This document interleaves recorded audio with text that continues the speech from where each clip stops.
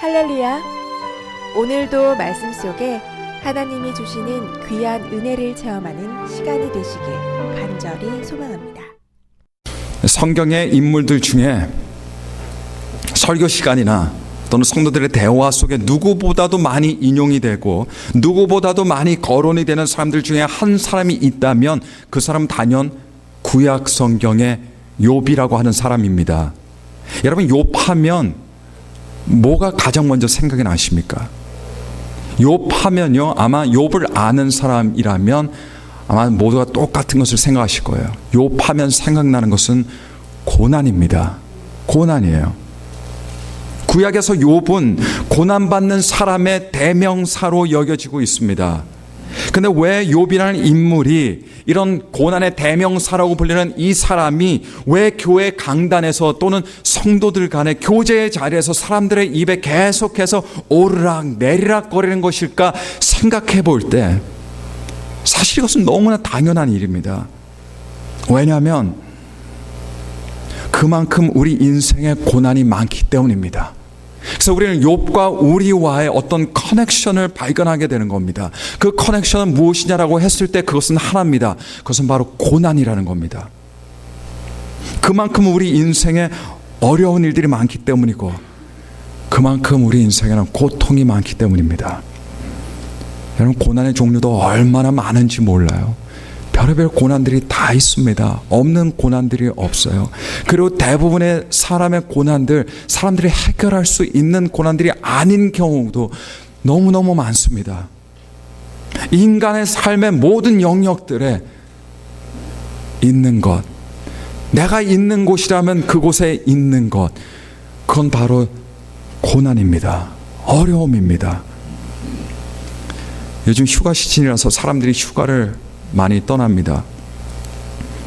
산과 바다로 많이 놀러 갑니다.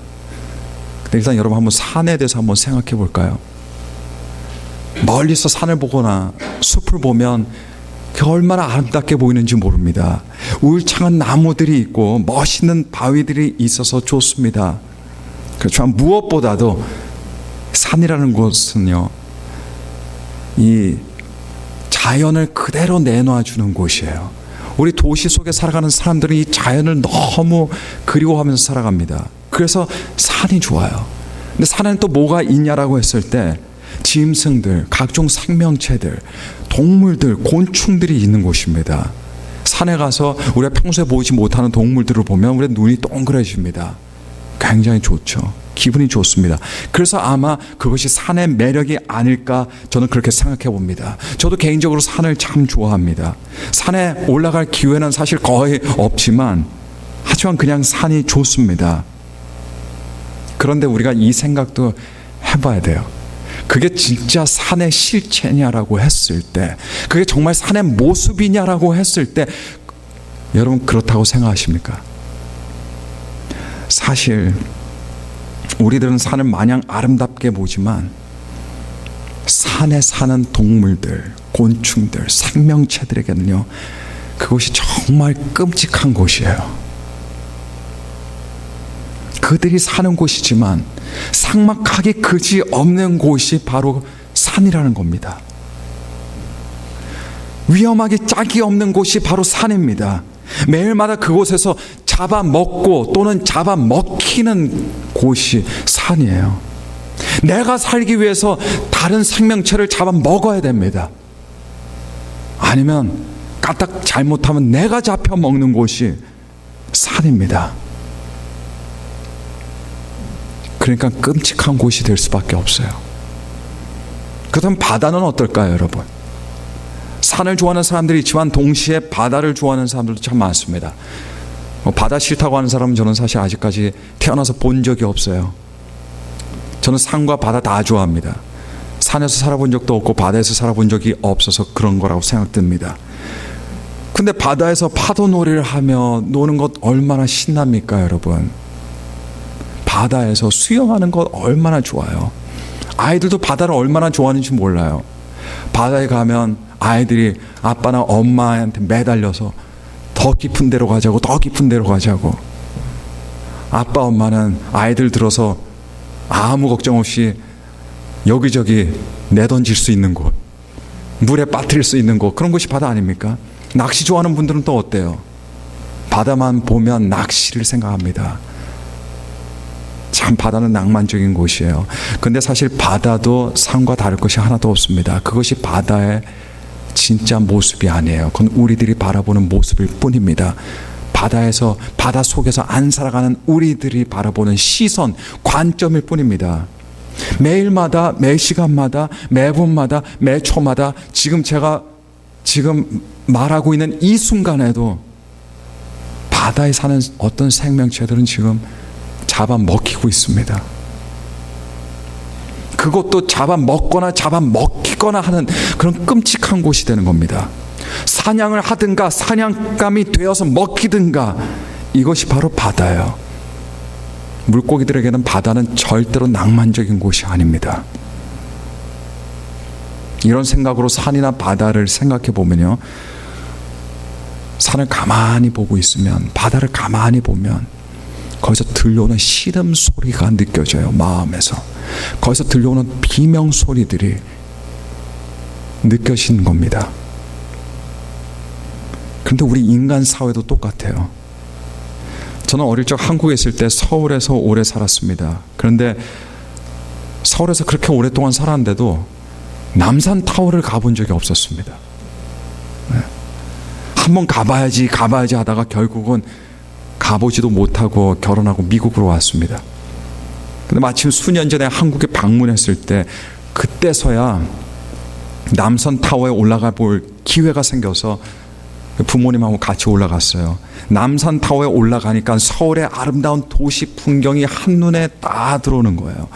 높이 세워진 아파트들이며 빌딩들이며 한눈에 보이는 겁니다. 잘 닦여진 길들, 그 길들 위에 달리는 자동차들 볼 때, 야, 서울이 참 많이 발달된 도시구나, 이걸 실감을 할 수 있었어요. 더군다나 밤의 야경은 또 얼마나 아름다운지 몰라요. 여러분, 서울은 어떻습니까? 그 중심에 한강이 꿰뚫고 지나가고 있습니다. 강이 있다 보니까 다리들이 있고, 그리고 그 강 풍경, 밤의 야경은 진짜 말로 이루 표현할 수 없을 정도로 멋있습니다. 그 불빛들, 정말 멋있어요. 얼마나 평화롭게 보이는지 모릅니다. 그런데 그것이 과연 정말 서울의 모습일 거라고 생각하십니까, 여러분? 진짜 서울의 모습이 아니에요. 모든 도시들도 마찬가지입니다. 도시들이 아름답고 화려하게 보일진 몰라도 사실 그것이 도시들의 진짜 모습이 아니라는 겁니다. 그 도시들 안에서 사람들은 생존하기 위해서 매일마다 싸우며 살아갑니다. 죽고 죽이는 삶, 산과 바다에서만 이루어지는 게 아니에요. 도시에서도 이루어집니다. 힘들고 어려운 인생을 살면서 지르는 그 비명 소리들로 가득 찬 곳이 도시입니다. 눈물로 가득 찬 곳이 도시입니다. 사람이 나이가 들면 들수록 눈물이 없어져요. 어릴 때는 눈물이 많습니다. 많이 울어요. 툭 하면 웁니다. 왜 그런가 생각해 보면 어쩌면 어릴 때부터 너무 많이 울어서 인생이 어려운 게 많아서 커서는 이제 더 이상 흘릴 눈물이 없어서 그 눈물을 다 쏟아버려서 눈물이 메마른 것이 아닌가라는 이런 생각을 한 적도 있습니다. 그런 곳이 도시예요. 보이지 않는 곳에서는 범죄가 일어납니다. 각종 범죄들, 범죄의 종류는 고난의 종류만큼이나 많습니다, 여러분. 그 도시 안에서 서로 속고 서로 속입니다. 그곳이 바로 도시예요. 하루에 많은 새로운 생명들이 태어나지만 동시에 많은 생명들이 죽는 곳이 도시입니다. 미움으로 가득 찬 곳이 도시예요. 싸움과 분쟁으로 가득 찬 곳이 도시입니다. 용서가 없는 곳이 도시예요. 시기와 질투와 욕망과 타락과 방탕과 좌절과 절망으로 가득 찬 곳이 우리가 살아가는 우리 사회고, 그것이 도시입니다. 우리가 살아가는 이 세상은 고통으로 가득 차 있습니다. 인생이 무엇이냐라고 물어보면 그 순간에 즉시로 대답할 수 있는 사람은 아마 없을 겁니다. 하지만 모두가 아주 쉽게 인정할 수 있는 것은 인생이라는 것은 고난의 연속이라는 겁니다. 인생이 이러니까 그리스도인들이 욥을 생각 안 할 수가 없어요. 인생이 이러니까 욥을 안 읽을 수가 없어요. 욥기서를. 이런 인생에서 욥기서를 안 읽는다는 것은 뭘 의미하는지 모르겠습니다. 그래서 고난과 고통 속에 있는 그리스도인들에게 이 성경의 66권들 책들 중에 하나인 욥기서만큼이나 굉장히 큰 위로와 굉장히 큰 힘과 지혜가 되어주는 책은 사실 별로 없다라고 생각합니다. 욥이 온갖 고난과 고통을 겪다가 여러분 마지막에 어떻게 됩니까? 욥기서의 마지막 장을 보니까 하나님께서 욥에게 이전보다 더 갑절의 축복을 주셨다라고 성경이 이렇게 말씀하고 있습니다. 욥의 말년에는 욥에게 처음 주셨던 복보다도 더 많은 복을 부어주신 것을 우리가 읽을 수 있는데, 이 말은요, 고난과 고통 속에서 욥의 발자취를 따라가다 보면 무엇이 나온다는 것을 의미하는 줄 아십니까? 그것은 뭐냐면 이전보다 더 아름다운 복된 인생을 하나님께서 주신다라는 것을 우리들에게 이야기해주고 있는 거예요. 욥의 발자취를 따라가면 반드시 그렇게 된다는 겁니다. 오늘은 우리가 욥에 대해서 함께 살펴보는 시간을 갖도록 하겠습니다. 시간 관계상 욥의 전체 내용을 한 번에 다룰 수는 없습니다. 그 대신 1장의 내용, 1장 그것도 1절부터 12절까지의 내용만을 조용히 묵상하면서 오늘 욥기서가 주는 우리들에게 주는 그 지혜를 우리가 받아보는 시간을 갖도록 하겠습니다. 우선 욥기 1장 1절을 여러분 보시길 바랍니다. 성경이 열려 있으시면 욥기서 1장 1절을 여러분께서 봐주시면 감사하겠습니다. 1장 1절입니다. 욥기서를 어떻게 시작하고 있냐면 이렇게 시작합니다. 우스 땅에 욥이라 불리는 사람이 있었는데 그 사람은 온전하고 정직하여 하나님을 경외하며 악에서 떠난 자더라. 욥기서는 이야기를 시작함에 있어서 가장 먼저 욥에 대한 소개로 시작을 합니다. 그런데 여러분 한 가지 아셔야 될 거는 욥기서에서 아마도 가장 중요한 어떤 핵심 구절, 열쇠, 욥기를 이해할 수 있는 어떤 구절을 찾으라고 한다면 그것은 욥기서 1장 1절이 됩니다. 1장 1절이 거기서 끝나는 것이 아니라 욥기서 끝날 때까지 그 내용을 관통하고 있는 구절이 돼요. 우리는 사실 욥의 신상에 대해서 자세히 잘 몰라요. 욥이 내성적인 사람이었는지 외향적인 사람이었는지, 욥이 도대체 어떻게 생겼고 욥의 성격이 어땠고 욥의 취미가 어땠고 이런 건 아무것도 모릅니다. 근데 우리가 알 수 있는 것은 무엇이냐? 그것은 욥에 대한 성경의 평가입니다. 그래서 우리는 욥을 알기도 전에, 욥이라는 사람을 알기도 전에 무엇을 먼저 알 수 있냐? 욥에 대한 평가입니다. 욥을 만나기도 전에 알 수 있는 것이 욥의 평가입니다.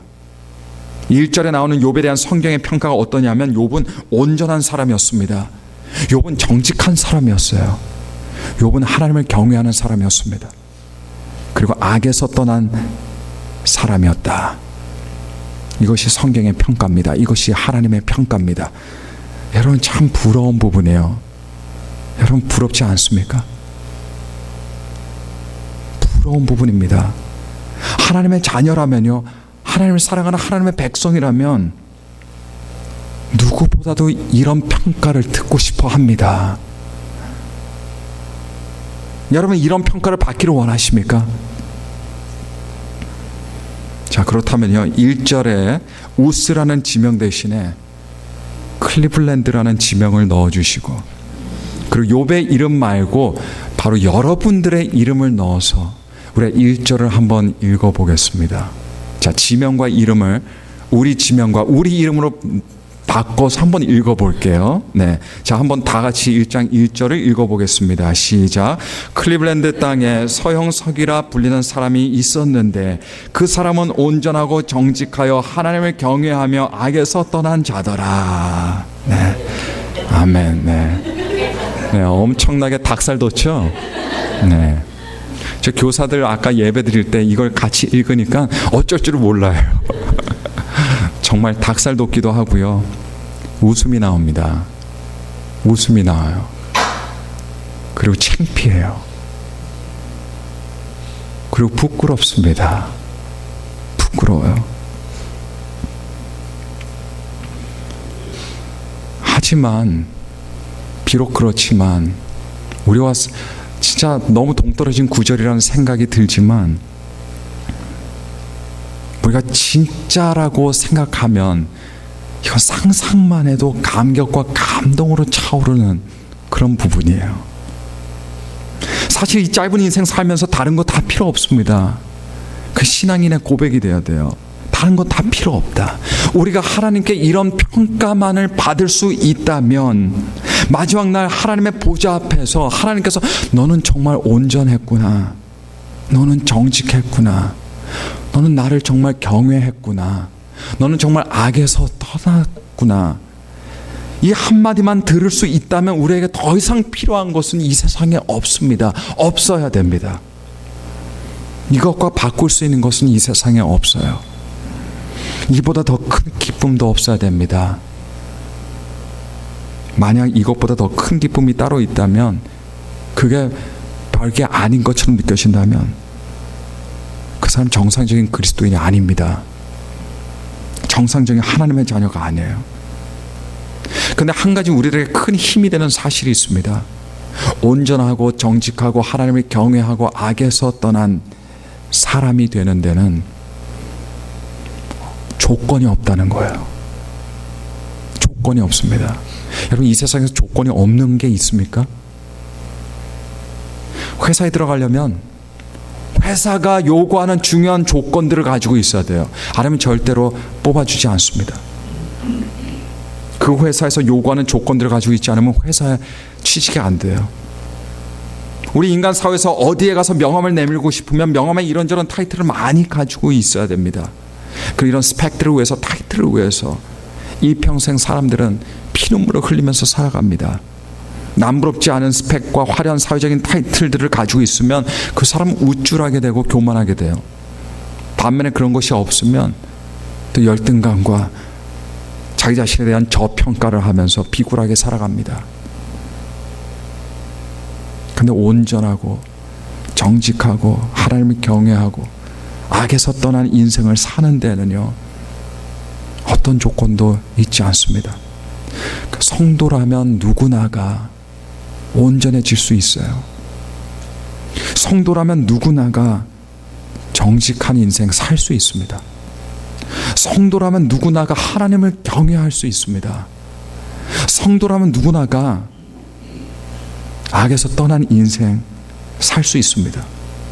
완벽하게 살 수는 없지만 이런 평가를 받을 수 있다는 겁니다.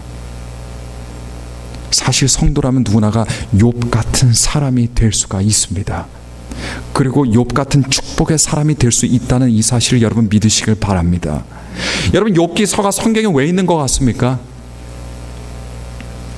욥기서는요, 욥처럼 될 수 없는 사람들을 약올리려고 있는 게 아니에요. 야, 너희들은 어린 반푼지도 없으니까 그냥 포기해라, 이러라고 욥기서가 있는 게 아닙니다. 좌절시키려고 구약 성경에 욥기서가 있는 게 아니에요. 욥기서가 성경에 있는 이유는 하나님께서 우리들도 욥처럼 되라고 욥기서를 이곳에 집어넣으신 겁니다. 근데 욥기서가 오늘날 우리들에게 말해주는 진리들이 많은데 그 중에 하나가 무엇이냐? 오늘 그 한 가지만 살펴보는 시간을 갖습니다. 그것이 무엇이냐라고 했을 때, 사람은 어떤 것을 가지고 있냐라는 것은 항상 두 번째 문제라는 겁니다. 욥기서가 알려주는 게 그거예요. 사람이 무엇을 소유하고 있나, 이것은 두 번째입니다. 사람에게 있어서 가장 중요한 것은 무엇이냐라고 했을 때, 그것은 사람이 무엇을 가지고 있냐가 아니라 그 사람이 어떤 사람이냐가 가장 중요하다는 거예요. 욥기서에 여러분, 성경이 욥을 설명하는 데 있어서 가장 먼저 욥이 하나님과 관련해서 어떤 사람이었는지를 먼저 소개하고 있습니다. 그리고 나서 그 다음으로 욥이 무엇을 가지고 있는 사람이었는지를 소개해 주는 것을 우리가 볼 수 있습니다. 여러분 1절에 욥이 어떤 사람이었는지에 대해서 말씀하고 있다면 2절과 3절은 그래서 욥이 무엇을 가지고 있는가, 무엇을 소유하고 있는가 소개해 주고 있어요. 이 순서를 여러분께서 눈여겨보시길 바랍니다. 왜냐하면 욥의 소유보다 훨씬 중요한 것이 무엇이냐라고 했을 때 그것은 욥이 하나님과 관련해서 어떤 사람이었는가 그거였기 때문에요. 성경 욥의 소유에 대해서도 말하고 있어요. 하지만 그 이유는 욥이 무엇을 소유하고 있는지 그것이 중요한 것이기 때문이 아니라 욥의 소유에 대해서 밝히는 이유는 그것을 통해서 더더욱 욥이라는 사람이 어떤 사람이었는지 알려주기 위해서, 가르쳐주기 위해서 보여주고 있는 것뿐입니다. 여러분 성경은 단 한 번도 이 세상에 속한 그 무엇을 소유하라고 말씀하지 않으세요. 성경은요 단 한 번도 이 세상에 이거는 구비하고 있어야 된다, 그래야 성공한 인생이다, 그래야 기쁜 인생이다, 그래야 행복한 인생이다, 단 한 번도 이렇게 말씀하고 있지 않습니다. 대신 창세기서부터 마지막인 요한계시록까지 성경은 어떤 사람이 되라, 하나님 앞에서 어떤 사람이 되라, 이것만을 가르쳐 줍니다. 내가 무엇을 가지고 있는지에 따라서 천국과 지옥에 결정되는 게 아니에요. 내가 하나님께서 보시기에 어떤 사람이냐에 따라서 천국과 지옥이 결정되어지는 겁니다. 그런데 그래도 사람들은 어떤 사람이 되느냐가 아니라 어떤 것들을 소유하는 사람이 되냐에 관심이 있어요. 이걸 위해서 일평생 눈물을 흘리면서 살아갑니다. 세상도 마찬가지예요. 세상은 어떤 사람이 되라라고 얘기하지 않습니다. 이런 걸 소유한 사람이 되라고 우리들 귀에 속삭입니다. 그래서 그걸 가지고 있으면 우쭐해지고 가지고 있지 않으면 스스로 비참하게 여기게 되는 것. 이것이 우리 인간입니다. 사람들은 어떤 사람이 되냐에 관심 없어요. 내가 무엇을 갖기 위해서, 소유하기 위해서 드리는 그 공들의 한 10%만이라도 내가 이런 사람이 되고 싶다 노력하면 그 사람 달라집니다. 그 사람 달라져요. 우리 인생들이 잘못되는 이유가 뭐냐? 어떤 것을 계속 가지려고만 하기 때문에 그래서 잘못되는 겁니다. 뭔가를 갖는 건 어쩔 수 없어요. 당연하죠. 이 세상에 살면서. 그렇지만 문제는 그것만 생각하고 그것만 신경 쓰고 그 가치 척도로 그 기준으로 모든 것을 평가하고 해석하려고 하다 보니까 사람이 어떻게 되냐면 존재가 아니라 물질처럼 되어버리는 거예요. 국가마다 조금씩 차이가 있겠지만 오늘날 현대사회는요 외모지상주의 사회입니다. 특히 한국은 특별히 외모 지상주의에 더욱더 민감한 국가예요. 2012년에 시장조사 전문기관 트렌드 모니터가 19세에서 44세까지 성인 남녀 1000명을 대상으로 설문조사를 실시한 결과 80%의 국민들이 한국의 외모 지상주의가 다른 어떤 지역 국가보다도 높다라고 이렇게 답했습니다. 이 말은 뭐냐면 우리나라 외모 지상주의 강국이라는 말이에요. 강국이란 말입니다. 2013년이에요. 2013년 중고등학교 학생들 500명에게 2013년의 새해 소망이 뭐냐고 물어봤습니다. 49.5%, 50%죠. 거의 반. 1위를 차지한 답변이 뭔지 아십니까? 새해는 예쁘고 잘생긴 외모를 갖는 것이 소망이라고 대답했어요. 이거 유치원 애들의 대답이 아니에요, 여러분. 초등학교 애들이 대답이 아니에요. 이제 어른이 다 돼가고 있는 중학생, 고등학생 애들의 답변입니다. 잘생겨지고 싶다, 예뻐지고 싶다. 그리고 그 다음으로 44.4% 학교 성적이 향상되는 것이 2위 답변으로 뽑혔습니다. 이런 조사를 통해서 우리 한국의 미래가 얼마나 암울한지 굉장히 걱정이 됩니다. 잘 사는 나라가 될 수는 있어도 행복한 나라는 될 수가 없어요. 이 경로로 가면. 요즘 외모지상주의와 관련해서 소위 루키즘 이것이 사회적인 문제로 인식되고 있습니다. 영어의 look, L-O-O-K 그래서 루키즘, 간단하게 말해서 외모에 대해서 과도하게 집착하는 병적인 현상입니다. 이게 이제 개인적인 병의 차원을 넘어서 사회적인 병으로 인식되고 있습니다. 다 외모, 외관적인 거에 사람들 추구하며 살아간다는 거예요. 어떻게 보이고 내가 무엇을 가지고 있고 이게 그렇게 중요하다는 거예요. 아름다운 외모로 좋은 결혼은 할 수 있을 거라고 생각합니다. 하지만 그 외모가 행복한 결혼 생활 절대 보장하지 않습니다. 멋있는 외모로 사람들의 부러움을 살 수는 있어도 그 외모로 사람들의 마음에서 나오는 사랑과 존경은 받을 수 없습니다.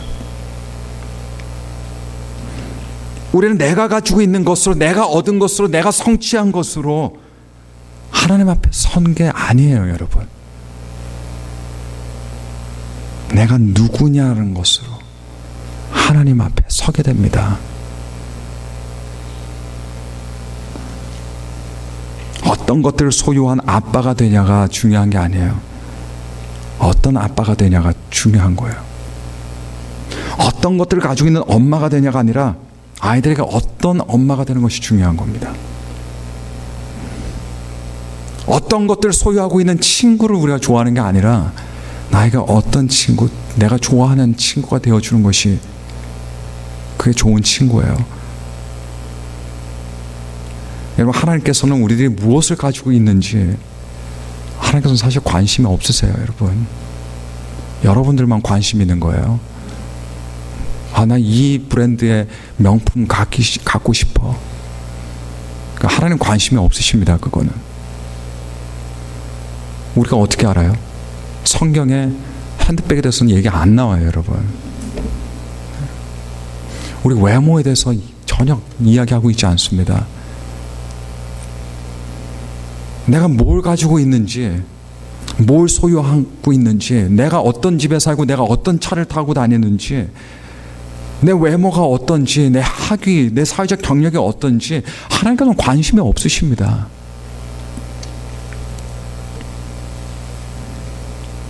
하나님께서는 대신 저와 여러분들이 어떤 사람인지 이거에 대해서 관심이 있으신 거예요. 그래서 신약 성경에 거지 나사로와 부자 이야기가 그거를 가르쳐 주고 있는 거예요. 하나님께서 갖고 있는 것에 관심이 있으시다면 부자도 천국에 갔어야죠. 욥기서는 그리스도인이 고난 가운데 어떻게 해야 하는지, 어떻게 어려움을 받아들여야 하는지, 어떻게 대처해야 하냐에 이런 귀중한 지혜를 주고 있는 책입니다. 그런데 사람들이 모르는 욥기서의 진리 하나가 무엇이냐라고 했을 때 그것은 욥기서는 사람의 소유가 중요한 것이 아니라, 사람의 형편이 중요한 것이 아니라, 사람의 환경이 중요한 것이 아니라 어떤 사람이 되냐가 중요하다는 것을 가르쳐 주고 있는 책이에요. 욥은 자기 소유로 고난을 극복한 사람이 아니에요. 1장 1절의 말씀으로, 자기에 대한 말씀으로, 욥에 대한 이야기로, 욥에 대한 사람, 어떤 사람이냐로 그 모든 고난들을 통과하고 관통한 사람입니다. 욥기서 1장을 보시면요, 사탄이라는 존재가 등장합니다. 사탄에 대해서 알아야 돼요. 사탄은 하나님과 겨루는 존재가 아닙니다. 사탄도 하나님의 권능과 권세 아래에 있는 존재입니다. 이 사탄에게 하나님께서 욥에 대해서 이렇게 자랑하세요. 그게 8절의 내용이에요. 8절의 내용. 여호와께서 사탄에게 이르시되 내가 내 종 욥을 주의하여 보았느냐. 그와 같이 온전하고 정직하여 하나님을 경외하며 악에서 떠난 자는 세상에 없느니라. 1장 1절의 말씀이 다시 8절에 와서 다시 한번 하나님의 입으로 다시 한번 재생되고 있습니다. 여기서 하나님께서 욥의 무엇을 주목하셨습니까? 욥의 소유를 주목하신 것이 아니에요. 욥이 어떤 사람이었는가에 대해서 주목하고 계시는 것을 볼 수 있습니다. 하나님이 이런 분이세요. 하나님이 이런 분이세요. 욥이 무엇을 할 수 있나? 어떤 능력을 가지고 있나? 무엇을 가지고 있나를 보시는 하나님이 아니십니다.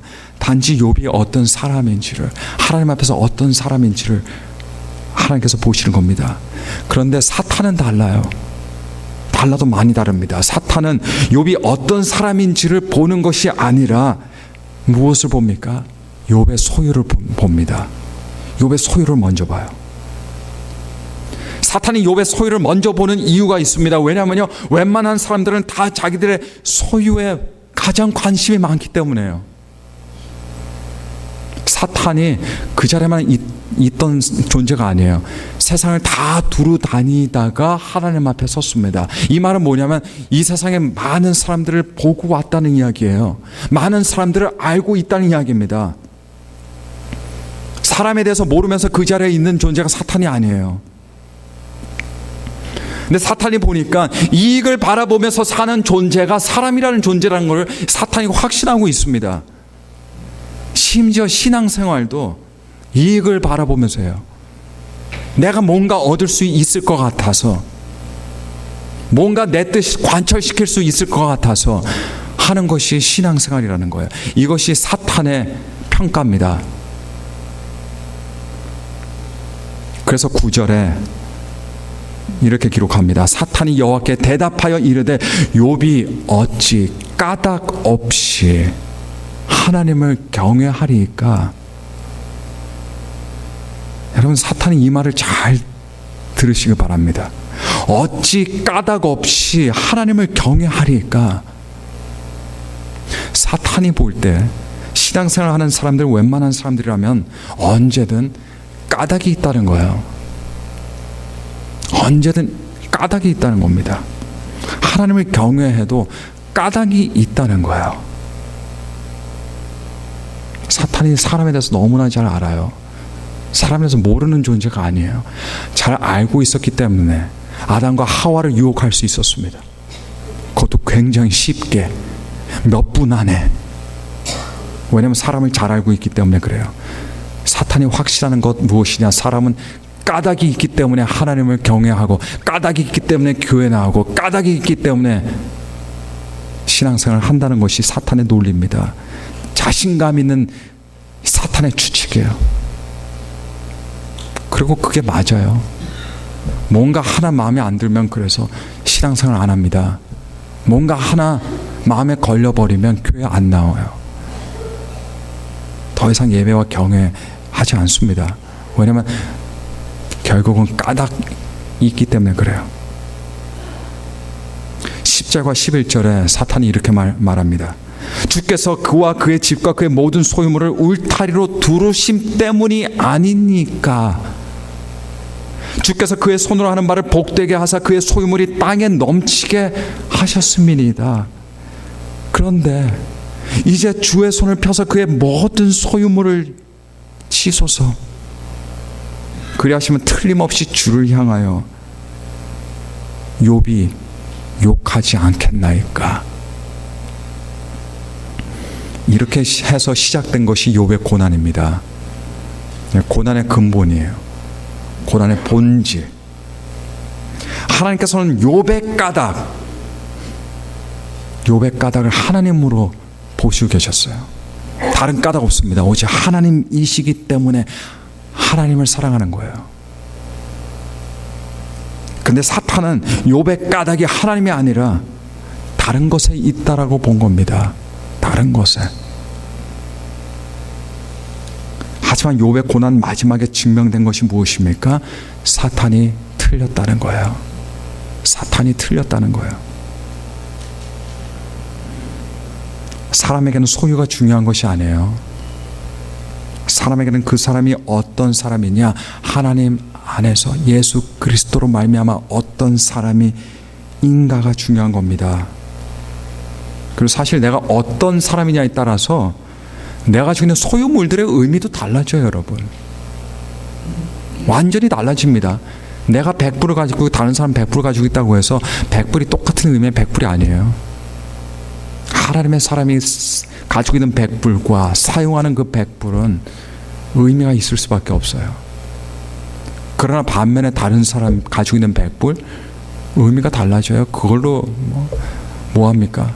유흥가에 가기도 하고 술 마시고 세상에서 하면 안 될 일들을 하고 그걸로 그런 일들을 해요. 그러니까 의미가 달라지는 거예요, 여러분. 내가 누구냐에 따라서 내가 가지고 있는 소유의 의미도 달라집니다. 저와 여러분들은 여러모로 부족합니다. 많이 부족합니다. 어느 정도로 부족하냐? 우리 좀 전에 다 확인하셨잖아요. 클리밴드 지명 이름 집어넣고 욥의 이름 대신 우리의 이름을 집어넣고 우리가 읽어보면요, 우리 스스로가 벌써 웃음이 나와요. 하지만 하나님께서는 이렇게 말씀하십니다. 아니야, 너도 욥처럼 될 수 있어. 너도 욥처럼 될 수 있어. 그리고 중요한 것은 우리가 이런 소원을 가지고 있어야 할 줄로 믿습니다. 여러분들에게 다시 한번 격려하고 싶습니다. 여러분들의 과거가 어떻든 간에, 여러분들의 소유가 많고 적든 간에, 여러분들의 가정에 어떤 일이 있었던 간에, 여러분들의 개인적인 단점이나 또는 어떤 마음의 상처가 있든 간에, 어떤 실패를 겪었든 간에, 여러분들은 하나님의 은혜 가운데서 온전하고 정직하여 하나님을 경외하며 악에서 떠나는 이런 평가를 받을 수 있는 사람들이 될 수 있다는 것을 믿으시기를 바랍니다. 이거를 안 믿으면 교회 왜 나옵니까, 여러분? 난 틀렸어, 난 안 돼. 이걸 안 믿으면 나올 이유가 없어요. 어차피 구제불능으로 끝날 인생이라면. 하지만 우리가 이 자리에 나와 이유는 이것을 믿기 때문입니다. 그것을 믿기 때문입니다. 우리에게 아무리 어려운 고난이 와도, 아무리 힘겨운 일이 닥쳐도, 우리에게 아무리 큰 상처가 있다 해도, 우리에게 아무것도 없다 해도, 그러나 하나님께서 우리를 바라보실 때 너는 참 온전하고 정직하고 나를 경외하고 악에서 떠나 있는 사람이구나, 이 평가를 받으면 사실 아무 문제 없는 겁니다. 아무 문제가 없는 겁니다. 자, 다시 한번 1절 말씀, 1절의 지명을 바꾸고 이름을 우리 이름으로 바꿔서 한번 읽어보겠습니다. 준비되셨습니까? 네. 각오하시고 소망하시고 함께 읽겠습니다. 시작. 클리블랜드 땅에 서영석이라 불리는 사람이 있었는데 그 사람은 온전하고 정직하여 하나님을 경외하며 악에서 떠난 자더라. 네, 이 평가가 바로 저와 여러분들 향한 하나님의 평가가 되기를 간절히 축원합니다. 우리 함께 들은 말씀 생각하면서 우리 기도하겠습니다.